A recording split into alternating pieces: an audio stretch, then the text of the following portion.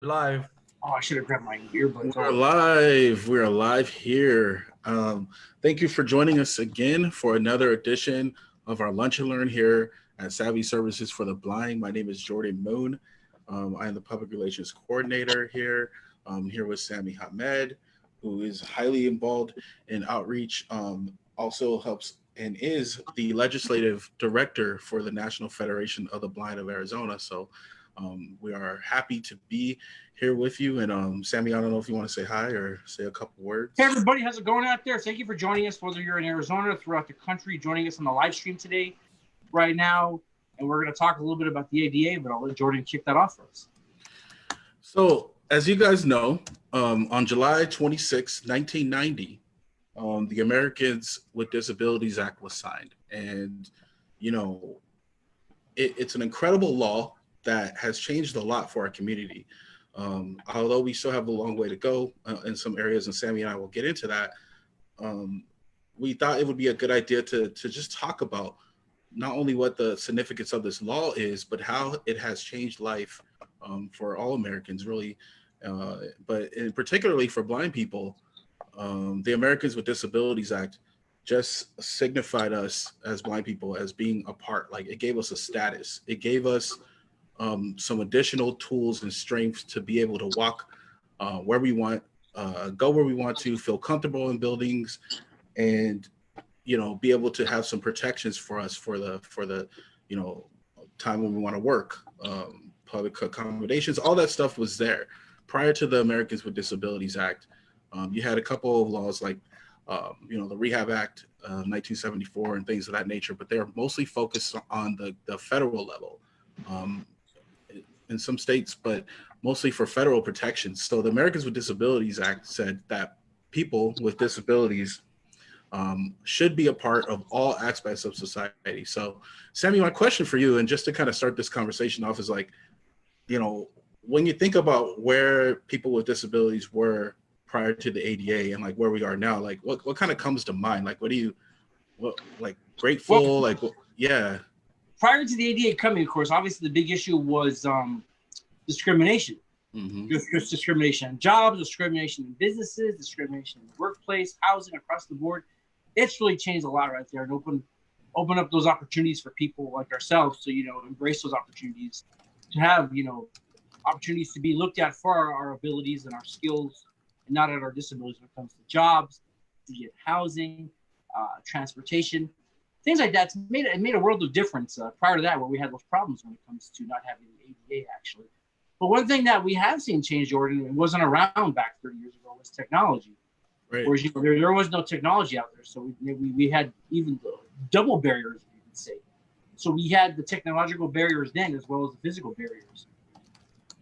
Yeah, definitely. I mean, when you think about it, like back in, let's just say like the 70s or 80s, if a blind person had a guide dog and they were going into a building, it was okay for the whoever owned that building or whatever company was in that building to say, oh, you can't have your dog in here. There was literally nothing a blind person would be able to do to fight that injustice. Like, it was like, okay, well, I guess they have the right to kick me out. Even though the dog is not a regular dog, it's a service animal. It's helping me. They don't care. And of course, you're now seeing still, even to this day, Sami, as we know, with guide dogs, there's still a lot of issues surrounding that. I mean, I don't know. Yes, so do you remember, Sami, like all there's still. Yeah, there's still, Jordan, you're right. There's still issues. Yeah, go ahead. So service animals of, when it comes to us as blind people, are protected under the ADA.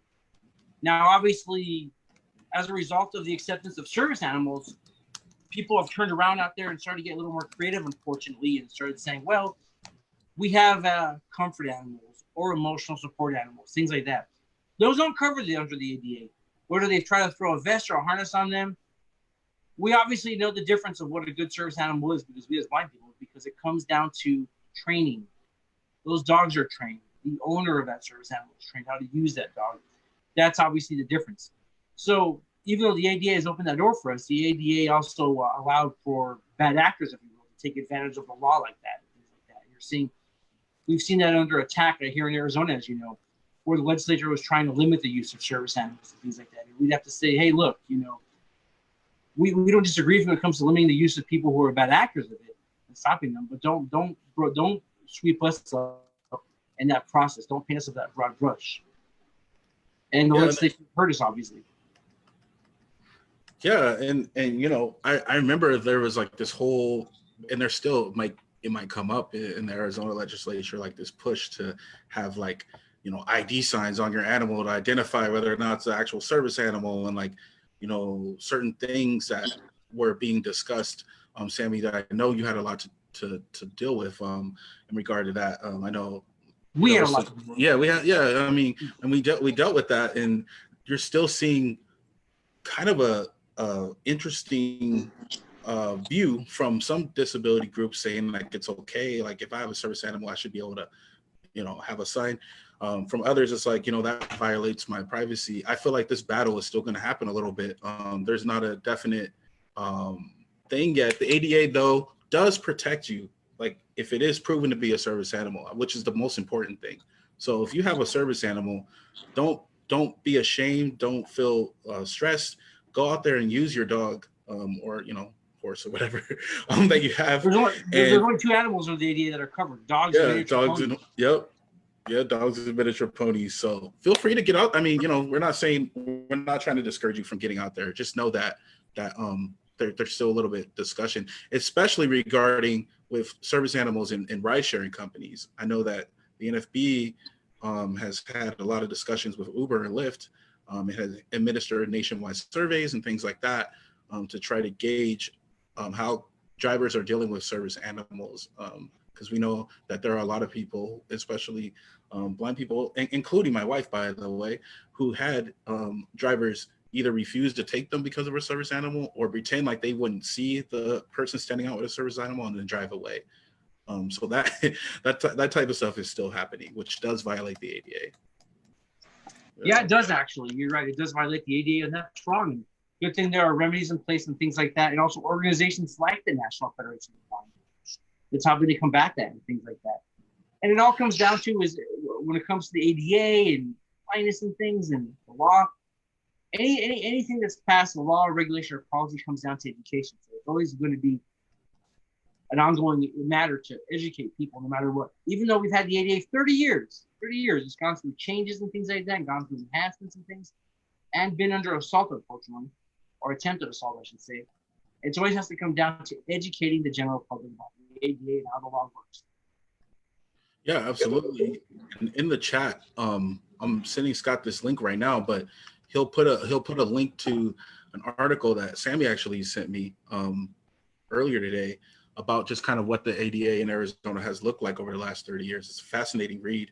I highly recommend it, and thanks, Sammy, for sending that over. Yeah, no problem. It's a great article that was published by the Arizona Mirror and TucsonSentinel.com, and I highly recommend everyone to check it out. It's going to be under the live stream comment feed of the chat.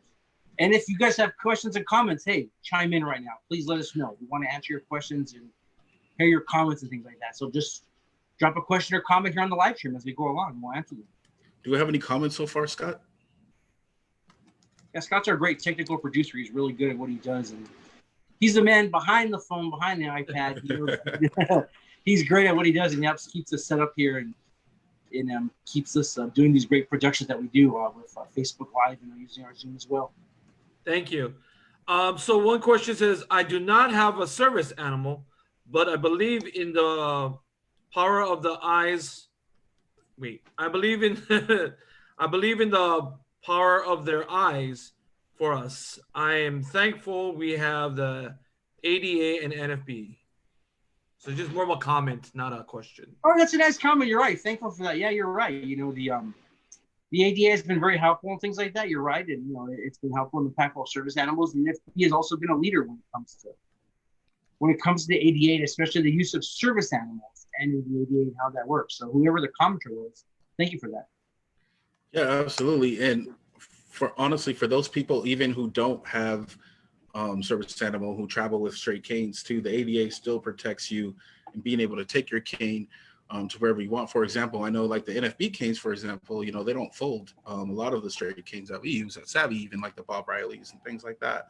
You know, as long as it's not a tripping hazard and a fire hazard or whatever, you are allowed to store your cane wherever you want, wherever the most comfortable for you is. They cannot tell you, you know, that you aren't allowed to put your cane here. So I know that it kind of deals with this in the Air Carrier Access Act, which was actually signed in '86 prior to the ADA. But basically, you know, this is a pretty common problem in airplanes where you have, you know, blind people taking their cane and, you know, it doesn't fold and it's properly on the side of the seat. But it's like we have situations where people have been told, oh, you can't keep your cane there, sir, even though it's not, or ma'am, even though it's not in a, you know, dangerous situation. So just be mindful of that as well. It does apply to cane storage as well, too. Yeah, no, it sure does. You're right about that. The white cane, obviously, as we know, is a symbol of independence, as you know, as well as helps instill confidence and things like that. And, you know, of course, just the cane obviously is that symbol, but what comes with that, obviously, of course, is the great skills that independent cane travel instructors help provide to any of us as blind persons to travel safely, independently, and confidently, no matter where we may be out in the world. And Sammy, one of the questions I have for you, because I remember, you know, and this was actually discussed in a resolution this year at the national convention, and has been brought up by, I know, our affiliate, and even at the state capitol, it's been addressed in some form. Can you explain a little bit about what drive-by lawsuits are and how we've dealt with them in Arizona and like on a national level? I think like some people are a little bit confused on what those are. I'm sorry, repeat the question one more time, Jordan. What the drive-by lawsuits are, like, you know, when you got lawyers who come in and sue for financial gain rather than approve like something long-term. Oh, like, sure. Yeah, I can talk about the ADA drive-by lawsuits. One thing that's happened a lot is there have been lawyers out there who are some who have been bad actors, who have been, or even people have been going to parking lots and places like that, and finding little mishaps, little slip-ups, and turning around and filing lawsuits against businesses. Now, mind you, when it comes to a lawsuit, Jordan and everyone out there, a lawsuit should be your last resort. Even the threat of it should be your last resort.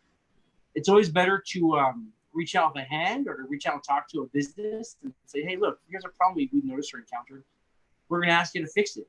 Give them some time to fix it. If they don't fix it within a reasonable amount of time, then, you know, the threat of a lawsuit should be used, or a legal demand letter should be issued to that business and things like that. Now, when I'm saying give them some time, I'm not saying you give them 60, 90 days. You know, give them 5-10 days to start the process, or at least to remedy that problem and things like that. And that's where drive-by lawsuits have done that. They've abused the ADA law, and they've made it harder for us, and they made us as blind people and other people with disabilities, giving us a bad name and just perpetuating those stereotypes about us out there. And that's not right.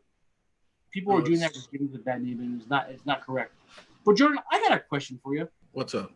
How has the ADA furthered us when it comes to technology in the last 30 years, especially when it comes to rehab and things like that? You know, so technology is one of those things that is always going to have to be addressed, right? So obviously what the landscape looked like 30 years ago, they didn't have social media to deal with. They didn't have any websites to deal with. They didn't have apps, right? There was no smartphones.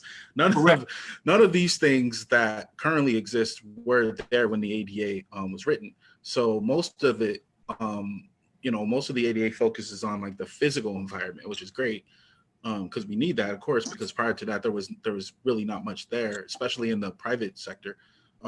But I think what we're seeing now, Sammy, and I don't know if you agree, is like there needs to be language written in the law specifically addressing website accessibility, and not just website accessibility, but like internet, right? Because that actually is going to include like things like smart timers and your Alexa devices and, you know, smart thermostats and things like that. I think we still have a while to go in that regard. Just, you know, in my view, you know, a person who's blind should feel comfortable knowing that, like, no matter what website that they browse, it's accessible. They don't have to worry about it. There's a standard that they're required to comply with. And, one of the things that I know is a huge concern for these companies is, they want to make their websites and their apps aesthetically pleasing, like visual appealing, but they also want to, not have that be compromised by including accessibility in it. And one of the things I love about the NFB is that, we're the NFB and not just the NFB, other organizations out there, of course, are saying, hey, listen, your website can still be a beautiful website. It can still be a beautiful piece of presentation and be accessible at the same time. There's plenty of websites already out there like that. It doesn't have to be this either or. And this was a similar argument that they were using in 1990 or prior to 1990, when it was like, oh, we can't like have our elevator still run efficiently, but like have Braille, or we can't, have our entrance to our building look great if we have to put this sloping wrap on it, right? Like that's not that. These were the same arguments that were being made in 1990. So I think that you're going to start to see a repeat of that situation happening on a more digital space. I don't know what you think about that, Sammy. Oh yeah, so I'll just take a quick step back and address that real briefly right now. But you're talking about how, like, when the physical design was done, things, and businesses says, well, we can't do those things. Well, look at it now. Now it's part of universal access design now, international design now. Every country in the world accepts it now when it comes to those physical enhancements to buildings and things like that. But regarding websites, the ADA addressed it to a certain point, but it left it mostly to say, look, the regulations had to be drafted by the Justice Department. But we've seen in the last 3 going on 4 years now is this Justice Department has been silent and hasn't issued any regulations when it comes to websites and the ADA and how they should be accessible and things like that. And who knows, hopefully in the future we'll see some changes and action on the Justice Department part. We'll find out. But here in Arizona, unfortunately, a law was passed that said, when it comes to the Arizona State's Law with Disabilities Act, that websites do not have to be accessible, business websites and things like that. And I thought that was wrong, because we as people, we as blind people and people in general, we're consumers too. We go to websites, especially more now than ever with COVID-19 and people being stuck at home and things like that. Like you and I are, Jordan, doing this from our homes. Yeah. Websites make more the difference now. People are online more than anything. And even various apps make a difference. Like we're using Facebook and Zoom, and they have accessibility features, thank God, to help connect you and me and other people out there in the world to have these dialogues and get business done and have social time and things like that. And to go back, you're talking about technology. I totally agree with you. Technology is everlasting and changing. You're right. Technology is living.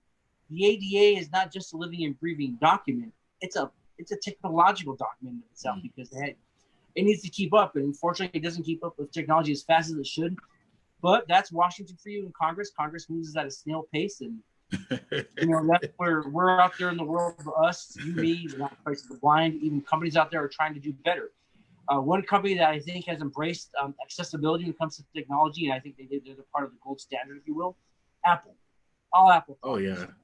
iPhones, iPads, MacBooks, AirPods Pros, various forms of AirPods. They come ready, made out of the box.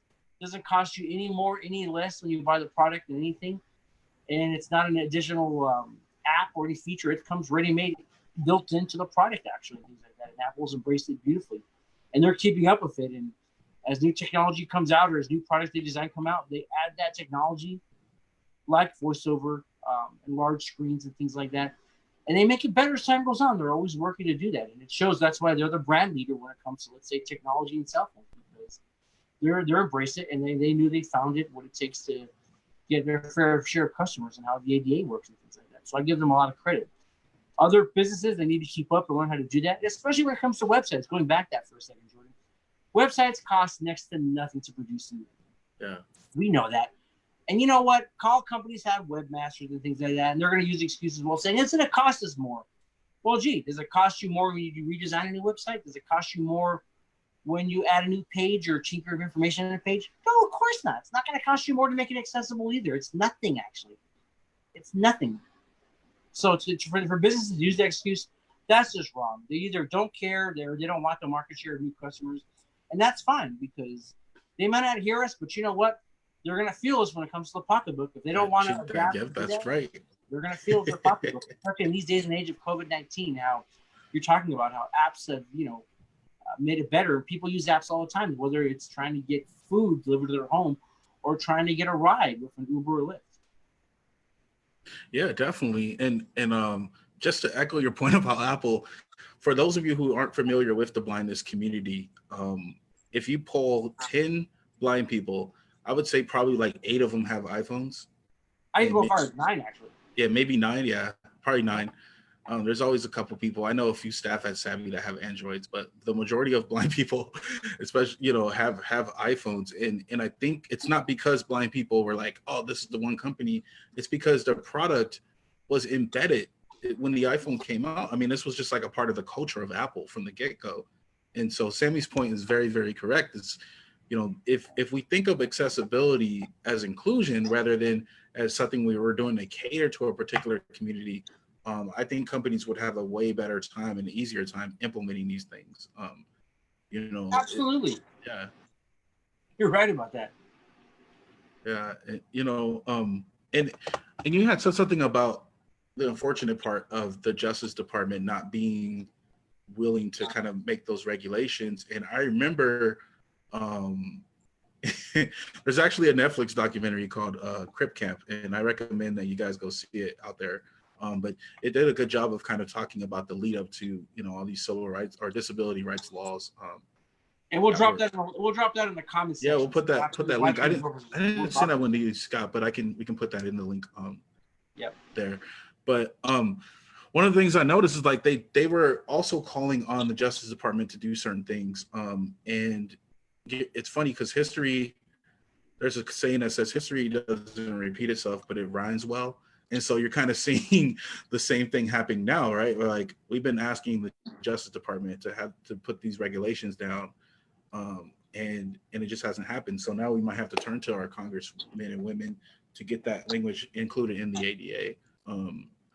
But Sammy, you said something that I'm not sure a lot of people realize, and because I knew about it, but I don't think about it too much.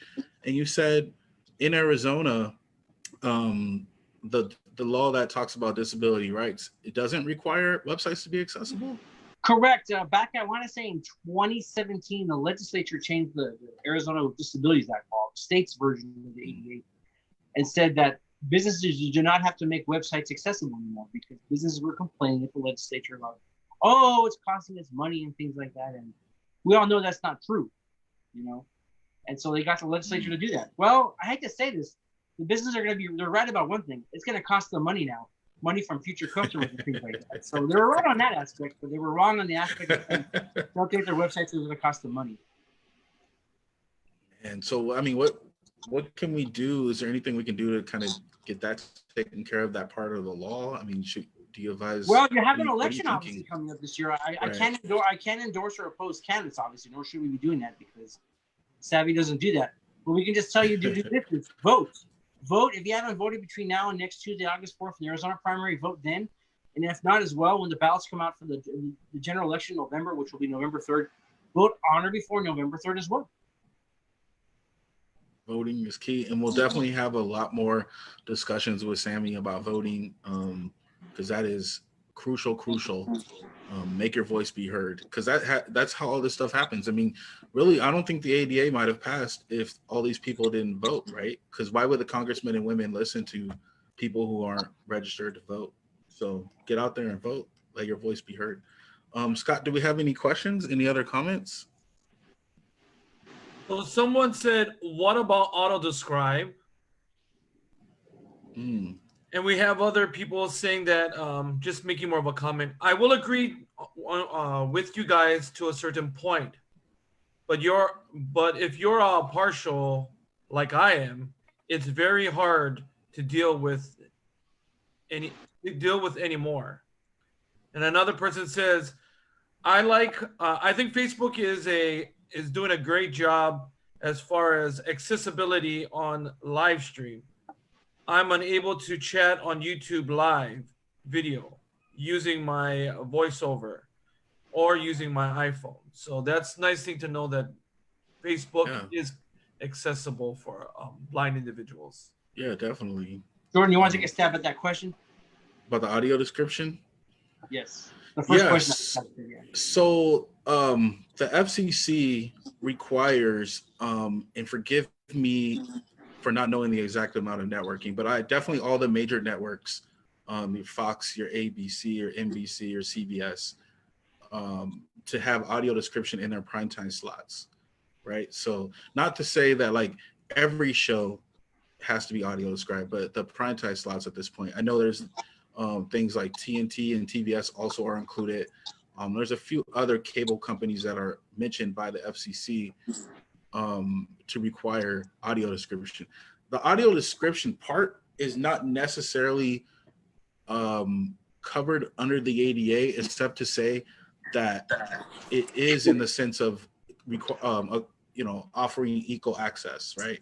So the ADA requires that there's no discrimination in that. If you're a public entity, you have to make sure that all your patrons can participate.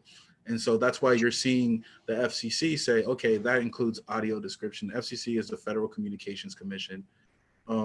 Now you got companies like Netflix and Disney Plus and Apple and a few others who really stood out and said, we're going to offer tons of audio description, make our website accessible, and be like what Sammy was kind of alluding to, right? Get those customers. I know because a lot of blind people enjoy Netflix because of the fact that it has so much audio description on it, and it's built in there. Everybody enjoys Netflix, especially in this day and age. Yeah, we all enjoy Netflix, exactly. So, probably too much actually, but so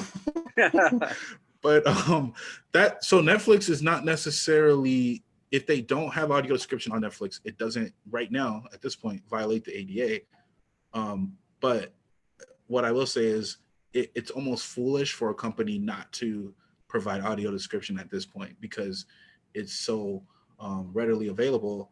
And I know for example, HBO does not provide audio description on their platform. And there's been some talk about having HBO, provide that, and it doesn't necessarily need to be addressed with the law. It's just, like Sammy was saying, great point, right? Your pocketbooks speak a lot louder than words a lot of the time. Oh yeah, no question about it. No question. Hey Jordan, how does ADA change when it comes to transportation? How do you think it's changed a lot since then, since 30 years ago to today? I mean, 30 years ago, I was still really, really young, but from everything I've read, there were basically it wasn't guaranteed that you could walk down the street if you, let's say a wheelchair, right?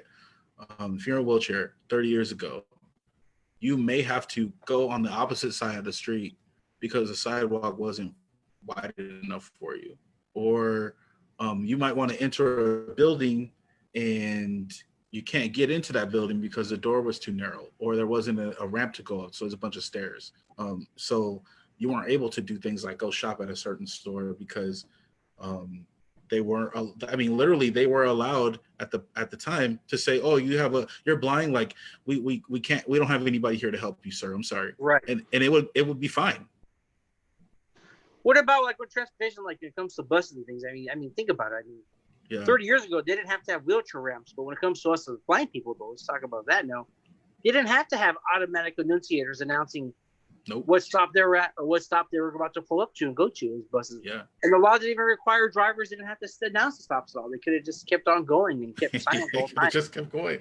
That's exactly right. Yeah. Yeah. And now we can keep on going, but at least there's annunciators now, whether you're using, buses or light rails or modern streetcars and subways and things like that. Now we have that. Yeah, and even things like unfortunately this has happened to me. I could have filed, but but when and I know this has happened to other blind people, right? You're out on a curb waiting for a bus and you don't necessarily see the bus, so you don't wave it down. But you can be sure that the driver saw you or whatever. That's also a violation of the ADA, because how are you expected to see the bus? Like, the driver's job is to be looking and making sure somebody's at the bus stop. So even something small like that, right? Which I'm sure is super frustrating. What's frustrating for me is actually covered under the ADA, which is amazing. And things like elevators, for blind people now, new buildings, you'll notice that all the new buildings have elevator buttons in Braille. The really new ones, which is amazing, they actually talk to you to let you know what floor you're on, which I think is cool. There's Braille signage now. And that's a lot result of the time. ADA. Absolutely. Yeah. Oh yeah. What else, Sammy? What else do you think? Braille signage, Braille menus. What else do you think?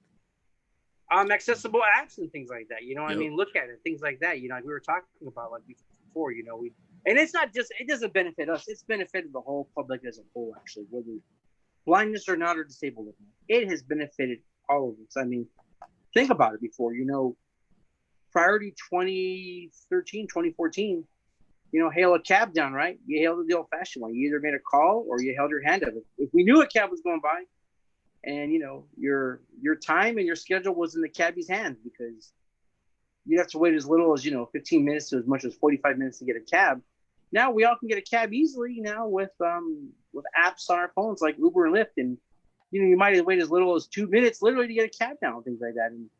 And even though it's helped the general public, it's especially helped us because it's been a great tool of independence as we've seen. Absolutely. I mean, if I wanted to, I can go visit Sammy right now. I'm in Phoenix. I can go to Tucson and be there in about an hour and a half. Just by Uber ride, calling man. Uber. That would be, yeah, let's do it. But Hey, prior to that's like 2013. Just get on the Flixbus app. You can do it. Yep. Could do that too. Exactly. Yeah, exactly. So, I mean, and they can't deny you now. I think that's the beautiful thing about the ADA is like, and somebody in the article you sent said it brilliantly, and I'm not going to quote it exactly, but again, I Paraphrasing. encourage everybody to check this out. Was saying that prior to the ADA, people with disabilities were just considered, they were just there. They were like a special group of society. But after the ADA, they became human. Gave us rights, and we became a part of society, not just like a little special group on the side, but we became integrated, and we became a part of its bloodline. And so that's the thing I'm proud of, is like just the fact that the Americans with Disabilities Act put us on the map to say, hey, listen, you have to take people with disabilities seriously, because they're much a part of this country as you are. Absolutely, no question about it. We're seeing that every day in people who are becoming disabled, especially blind, because we know the number one cause of blindness in this country is diabetes. Actually, They call it the silent disease. Actually, that can affect anybody. It doesn't discriminate when it comes to diabetes and things. And of course, technology for like diabetes needs to be accessible, whether it's a glucose monitor and things like that, or a pump. Those things need to be accessible and things. Yep. But I want to switch a little bit of technology. We keep going down that route to a certain point, but Jordan, tell us a little bit about the Rehab Act and Section 504 a little bit, and how it impacts the ADA.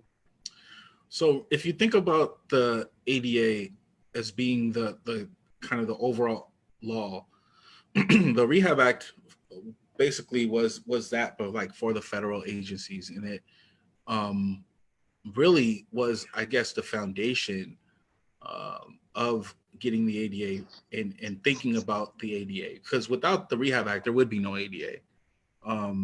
It basically protected people with disabilities in all aspects of life, dealing with the federal government, and that includes cities or towns or companies that contract with the federal government.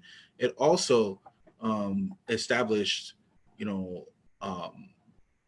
vocational rehabilitation programs, and was allowing for companies and organizations like Savvy to exist, Yes. right? Yes. Which is phenomenal. I mean, what can we say about that? I don't know. I mean, so yeah, it's interesting, because when we think about the journey, and we still do. I mean, Sammy and I talked about it. We have a while to go, but before the ADA, people were content with the Rehab Act. They're like, okay, well, at least like there's a training centers out there. There's at least the government is paying attention to us as disabled people. But before the Rehab Act, there was literally nothing. So baby steps, right? Be grateful. Oh, Yeah. absolutely. Absolutely. Got to be grateful and things like that. You're right about that. And, we're seeing that now in things like school and things like, students that go to, colleges, whether it's one of the state's 3 universities or the community colleges out here in Arizona, or even throughout the country, actually, Yeah, the ADA says things have to be accessible, but it's never very clear, obviously. And we're seeing that now with things like textbooks in college and things, and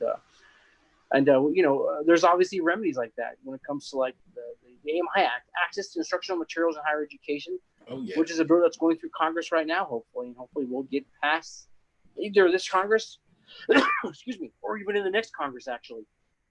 And I hope so. That'll do that.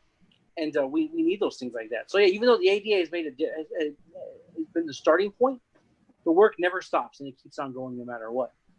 And the AIM High is one of those pieces and functions of it. What did you say, Jordan?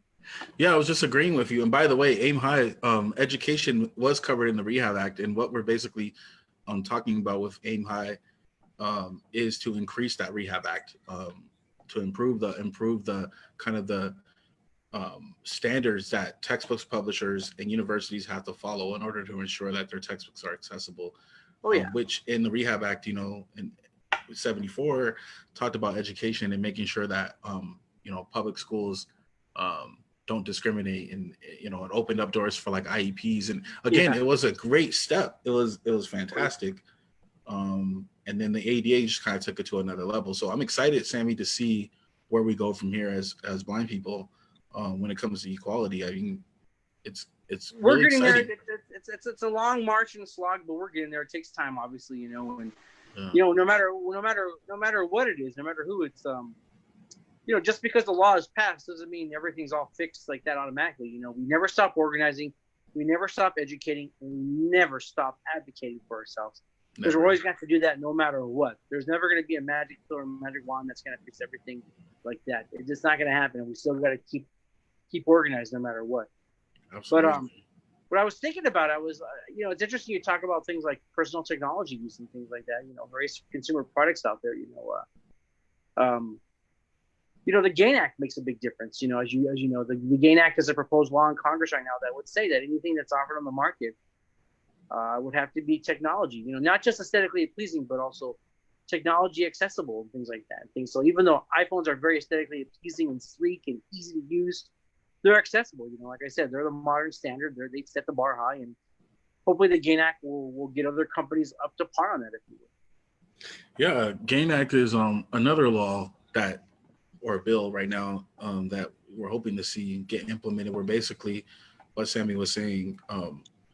Okay, so just to put it in layman's terms, you guys been to a gym? I'm sure we got some people watching this right now who love hitting the gym. Not in Arizona, but in other states, sure. Yeah, that's true. Can't do it now, but in other states, definitely. So you're going to the gym. You're looking to find, let's say, a treadmill, right? Because treadmills are awesome. And so you're going there, and you notice that the treadmill is digital. So now you're like, I can't even use this treadmill because it's all touchscreen. Under the GAIN Act, it would require that those type of appliances become accessible. So you would be able to put a headphone jack in and use the treadmill touchscreen. And like Sammy was saying, these things aren't hard to do. I mean, if you look at the iPhone, it already has it in. So many other apps, ATMs, go to an ATM right now. They'll see how accessible it is. It's because it's required to be. The GAIN Act just for money. Yeah, that's true. Hey, if it comes to money, they'll make sure it's very accessible. Oh yeah.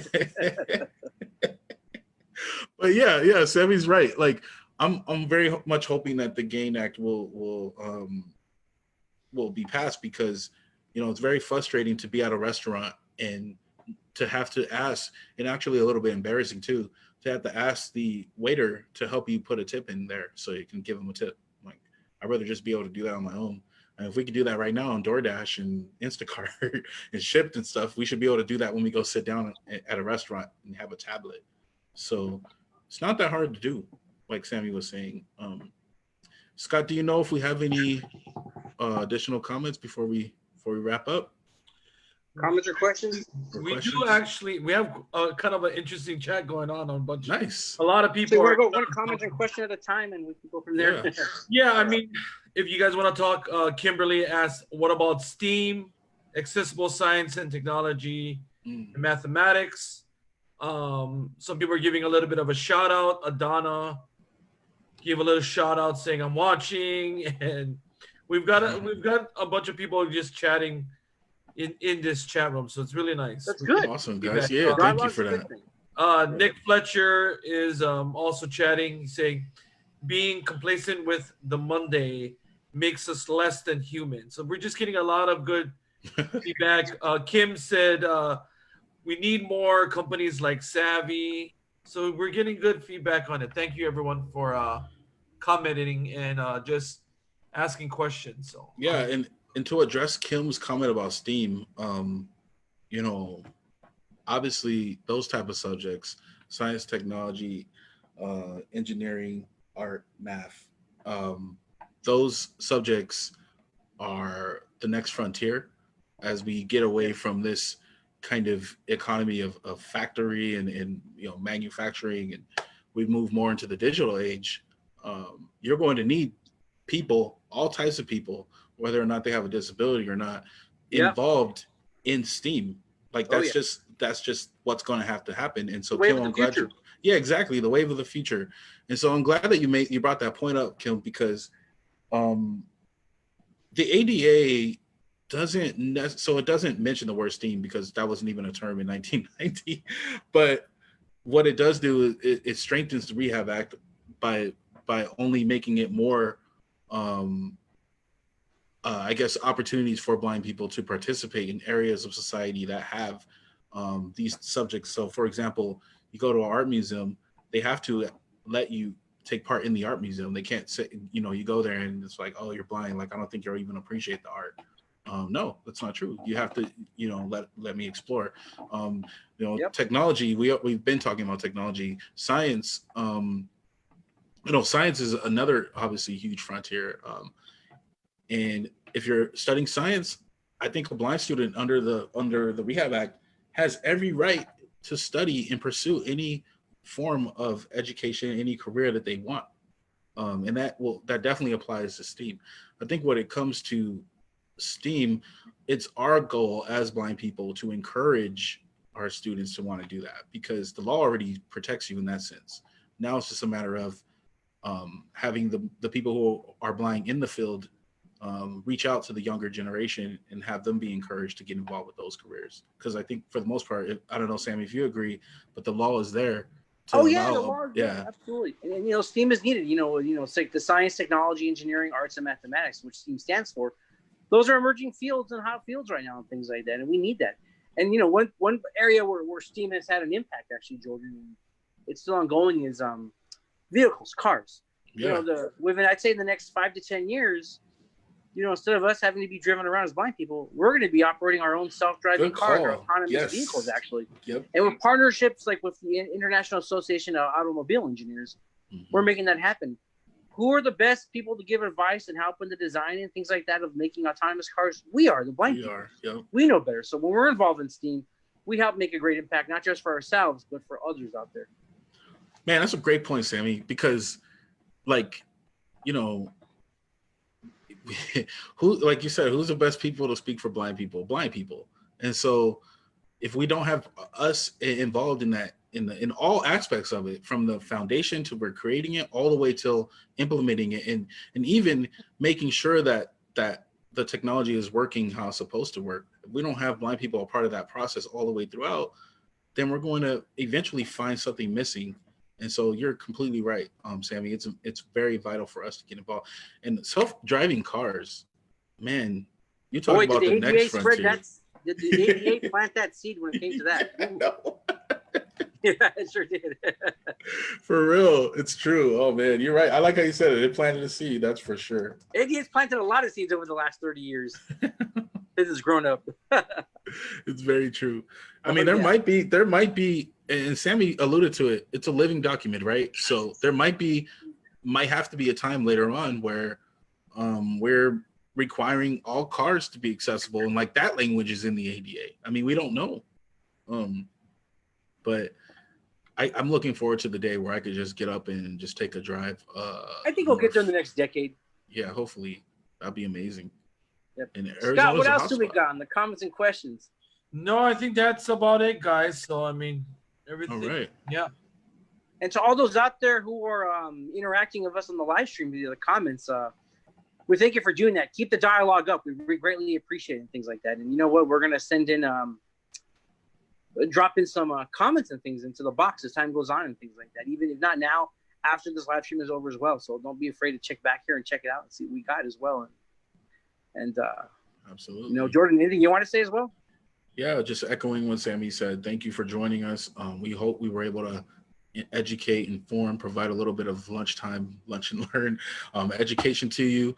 If you have any questions, please, again, say it in the chat. We'll be happy to get back to you. Thank you, Sammy, for joining me, man. It was a great discussion. Jordan, it was a fun dialogue. I appreciate it. To everyone out there on social media, on our Facebook page, thank you for checking us out and watching, and for commenting and giving us your questions. And you know, here at Savvy Services for the Blind, we're a service, we're a resource for you to help you be independent, to learn those non-visual skills, and to live independent, successful, and confident lives.